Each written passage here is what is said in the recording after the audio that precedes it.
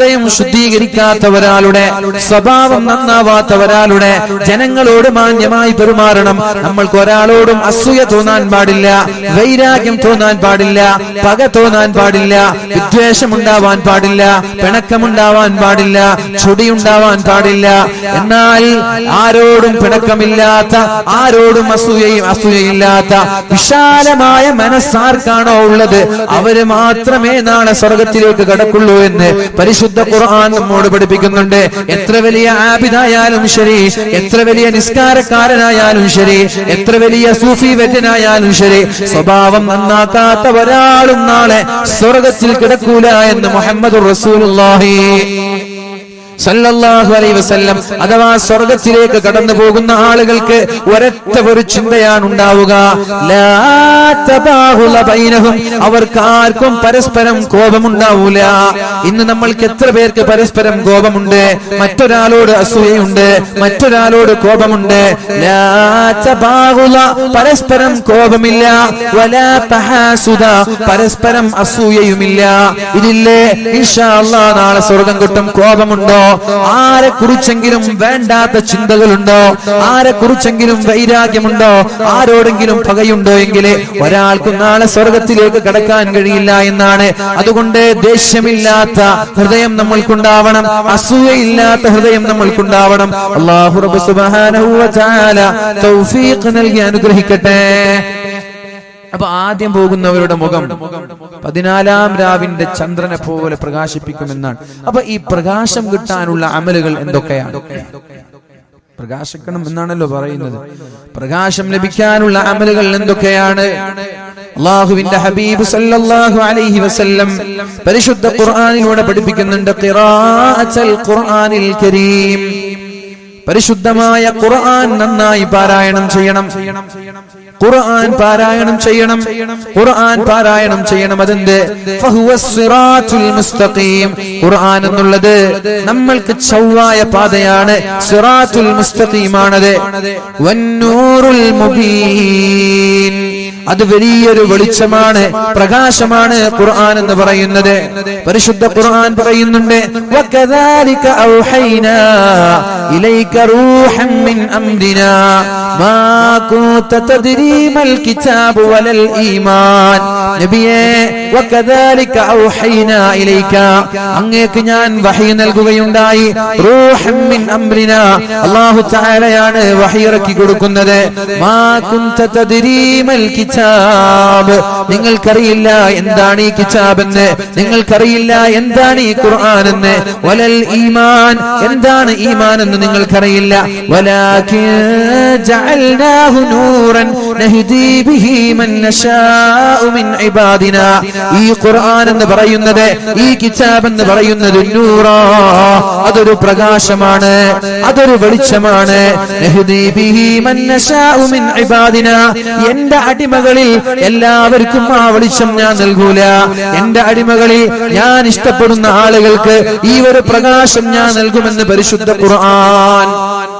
ഖുർആൻ ഒരു വെളിച്ചമാണ്, ആ വെളിച്ചം ഞാൻ എല്ലാവർക്കും നൽകൂല. ആ വെളിച്ചം ആർക്കാണോ ഞാൻ നൽകുന്നത് അത് ഞാൻ ഇഷ്ടപ്പെടുന്ന ആളുകൾക്ക് മാത്രമേ നൽകുള്ളൂ. അതുകൊണ്ട് ഈ ഖുർആനാകുന്ന പ്രകാശം ആരാണോ മുറുകെ പിടിക്കുന്നത് അവർക്ക് ഇൻഷാ അല്ലാഹ് അവരുടെ ശരീരത്തിൽ വെളിച്ചമുണ്ടാകും, നാളെ ആഖിറത്തിൽ വെളിച്ചമുണ്ടാകും. അല്ലാഹു റബ്ബ് സുബ്ഹാനഹു വ തആല ആ ഒരു വെളിച്ചം നമ്മൾക്ക് നൽകുമാറാവട്ടെ. റസൂലുള്ളാഹി സ്വല്ലല്ലാഹു അലൈഹി വസല്ലമ തങ്ങൾ പറഞ്ഞു, കിതാബുല്ലാഹി ഫീഹിൽ ഹുദാ. ഖുർആൻ എന്ന് പറയുന്നത്, ഖുർആനിൽ സന്മാർഗ്ഗമുണ്ട്, ഖുർആനിൽ സന്മാർഗ്ഗമുണ്ട്. കിതാബുല്ലാഹി ഫീഹിൽ ഹുദാ, ഖുർആനിൽ സന്മാർഗ്ഗമുണ്ട്. വന്നൂർ, ഖുർആനിൽ വെളിച്ചമുണ്ട്, ഖുർആനിൽ പ്രകാശമുണ്ട്. അതുകൊണ്ട് ഫഖുദൂ ബികിതാബില്ലാഹി വസ്തംസികൂ ബിഹി, ആ വെളിച്ചമുള്ള സന്മാർഗ്ഗമുള്ള ഖുർആനിനെ നിങ്ങൾ മുറുകെ പിടിക്കണമെന്ന് മുഹമ്മദുർ റസൂലുള്ളാഹ് നബി തങ്ങൾ പറഞ്ഞില്ലേ, രണ്ടു കാര്യം ഞാൻ നിങ്ങൾക്ക് ഇട്ടുതരാമെന്ന്. ഞാൻ പോവുകയാണ്, ഞാൻ യാത്ര ചോദിക്കുകയാണ്. യാത്ര ചോദിക്കുമ്പോൾ നിങ്ങൾക്ക് നൽകാനുള്ളത് രണ്ട് വിഷയങ്ങളാണ്. അതിലൊന്ന് ഖുർആനാണ്, രണ്ടെന്റെ സുന്നത്തുകളാണ്.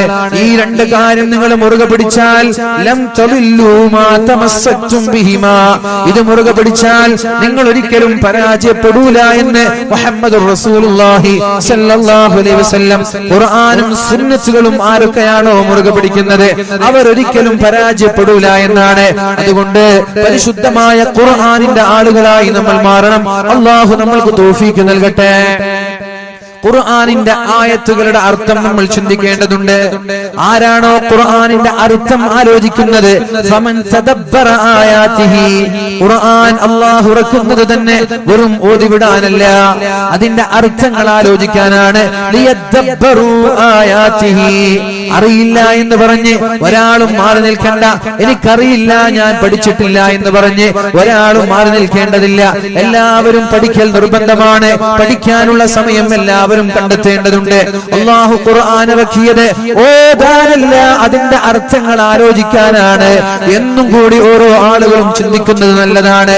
അപ്പോ ആരാണോ പരിശുദ്ധമായ ഖുർആനിന്റെ അർത്ഥം ആലോചിക്കുന്നത്, വഅമില ബിഅഹ്കാമിഹി, ഖുർആൻ കൊണ്ട് ആരാണോ ജീവിക്കുന്നത് അവർക്ക് അല്ലാഹു തആല പ്രത്യേകമായ ഒരു പ്രകാശം നൽകും. ഏതാണ് ആ പ്രകാശം? കിതാബുൻ അൻസൽനാഹു ഇലൈക, നബിയേ നിങ്ങൾക്ക് ഞാൻ ഇറക്കി തന്ന പ്രകാശം, നിങ്ങൾക്ക് ഞാൻ ഇറക്കി തരുന്ന ആ പരിശുദ്ധമായ ഗ്രന്ഥം, ഇരുട്ടിൽ നിന്ന് വെളിച്ചത്തിലേക്ക് നിങ്ങളെ പുറപ്പെടുവിക്കാനാണ്. ആരാണോ അന്ധകാരത്തിലുള്ളത്, ആരാണോ അനാചാരത്തിലുള്ളത്, ആരാണോ ഇരുട്ടിലുള്ളത് അവരെ വെളിച്ചത്തിലേക്ക് കൊണ്ടുവരാനാണ്. സൽപന്താവിലേക്ക് കൊണ്ടുവരാനാണ്, നന്മയിലേക്ക് കൊണ്ടുവരാനാണ് ഈ പരിശുദ്ധമായ ഖുർആൻ ഞാൻ നിങ്ങൾക്ക് ഇറക്കിയത് എന്ന് പരിശുദ്ധ റസൂൽ സല്ലല്ലാഹു അലൈഹി വസല്ലമ തങ്ങളോട് അല്ലാഹു പറഞ്ഞു കൊടുക്കുന്നുണ്ട്. അപ്പൊ ഒന്നാമത്തെ വിഷയം ഖുർആനാണ്. ഖുർആൻ എന്ത് ചെയ്യണം? നമ്മൾ ഖുർആനിൽ നിന്ന് മാറി നിൽക്കാനേ പാടില്ല. നമ്മുടെ ആയുധം, നമ്മുടെ കരുത്ത്, നമ്മുടെ ജീവിതത്തിന്റെ ഓരോ ലക്ഷ്യങ്ങളും ഓരോ മേഖലകളും ഖുർആനുമായി ബന്ധപ്പെടുത്തി ജീവിക്കാൻ നമ്മൾക്ക് കഴിയണം.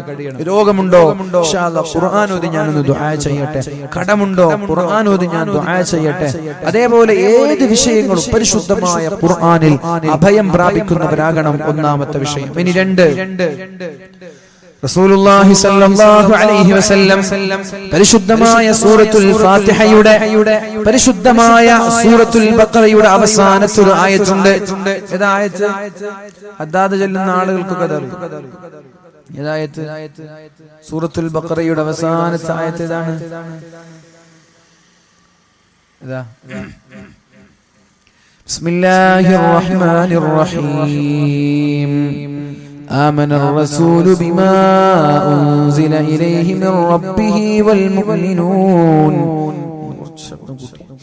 آمن الرسول بما أنزل إليه من ربه والمؤمنون كل آمن بالله وملائكته وكتبه ورسله لا نفرق بين أحد من رسله وقالوا سمعنا وأطعنا غفرانك ربنا وإليك المصير لا يكلف الله نفسا إلا وسعها لها ما كسبت وعليها ما اكتسبت ربنا ولا تحملنا ما.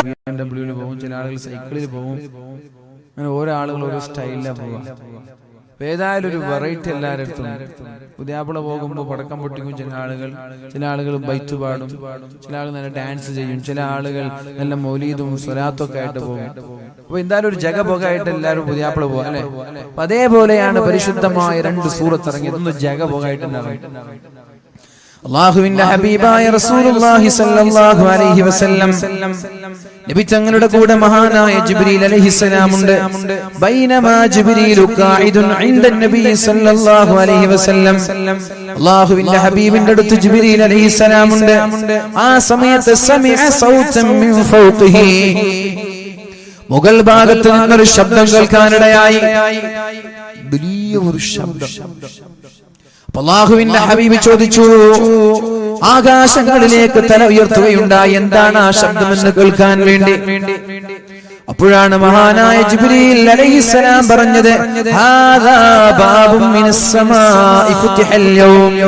നബിയേ, അത് സ്വർഗ്ഗത്തിന്റെ ഒരു വാതിൽ തുറന്നതാണ് നബിയേ, സ്വർഗ്ഗത്തിന്റെ ഒരു കവാടം തുറന്നതാണ് നബിയേ. അത് ലം യുഫ്തഹ് ഖത്തു ഇല്ലൽ യൗം, ഇന്നല്ലാതെ ഇന്നേ വരെ ആ വാതിൽ തുറന്നിട്ടില്ല, ഇനി അത് തുറക്കുകയുമില്ല. ഇന്നല്ലാതെ ഇനി ആ വാതിൽ തുറന്നിട്ടില്ല, ഇനി തുറക്കുകയുമില്ല. അത്രത്തോളം എന്തോ ഒരു ഗൗരവമുള്ള വിഷയം ഇവിടെ നടക്കാൻ പോവുകയാണ്. ഫനസല മിൻഹു മലകുൻ, ആ സ്വർഗ്ഗത്തിന്റെ കവാടങ്ങളിലൂടെ ഒരു മലക്ക് പുറത്തേക്ക് ഇറങ്ങി വന്നു നബിയേ. هذا ملك نزل إلى الأرض لم ينزل قط إلا اليوم. ഇന്നല്ലാതെ ഇന്നേ വരെ ആ മലക്ക് ഇറങ്ങിയിട്ടില്ല, ഇനി ഇറങ്ങാനും പോകുന്നില്ല. ഇന്നല്ലാതെ ആ മലക്ക് ഇറങ്ങിയിട്ടില്ല, ഇനി ഇറങ്ങാനും പോകുന്നില്ല. ഫസല്ലമ, ആ മലക്ക് വന്ന് അല്ലാഹുവിന്റെ ഹബീബിനോട് സലാം പറഞ്ഞു. വഖാൽ, എന്നിട്ട് പറഞ്ഞു, അബ്ശിർ ബിനൂറൈൻ, നബിയേ നിങ്ങൾക്ക് രണ്ട് പ്രകാശം ഞാൻ ഇറക്കാൻ പോവുകയാണ്. അബ്ശിർ ബിനൂറൈൻ, നിങ്ങൾക്ക് ഞാൻ രണ്ട് പ്രകാശം തരാൻ പോവുകയാണ്. രണ്ട് പ്രകാശം ആർക്കും അതിന്നേ വരെ കൊടുത്തിട്ടില്ല. ഊതീതഹുമാ ലം യുതഹുമാ നബിയ്യുൻ ഖബ്ലക, നിങ്ങൾക്ക് മുമ്പ് കഴിഞ്ഞുപോയ ഒരു പ്രവാചകന്മാർക്കും ലഭിക്കാത്ത പ്രകാശം, രണ്ട് പ്രകാശം ഞാൻ നിങ്ങൾക്ക് ഇന്ന് നൽകാൻ പോവുകയാണ് എന്ന് അല്ലാഹുവിന്റെ ഹബീബിനോട് സ്വർഗ്ഗത്തിൽ നിന്നിറങ്ങി വന്ന മലക്ക് പറയുകയാണ്. ഏതാണ് ആ രണ്ട് പ്രകാശങ്ങൾ? ഏതൊക്കെയാ രണ്ട് പ്രകാശങ്ങൾ? സല്ലു അലാ സയ്യിദിനാ മുഹമ്മദ്. അല്ലാഹുമ്മ സല്ലി അലാ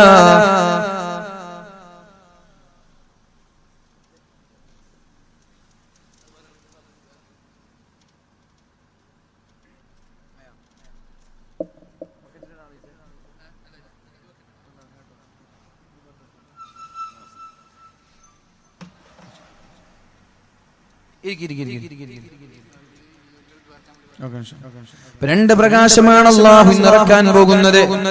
ആ രണ്ട് പ്രകാശങ്ങൾ ഏതൊക്കെയാണ്?